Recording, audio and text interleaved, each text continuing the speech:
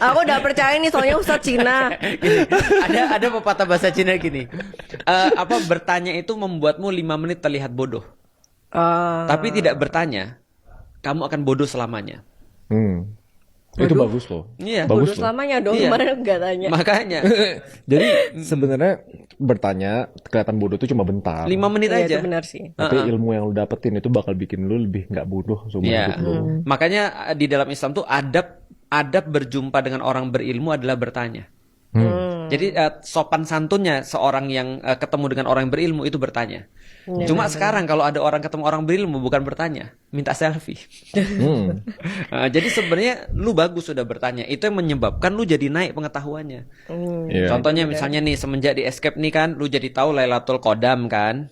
Kodar. Oh Qadar. Aku yang merevisi Ustadz. Ya kan, bener kan? Aku revisi Ustadz. Tes Ya itu. kan?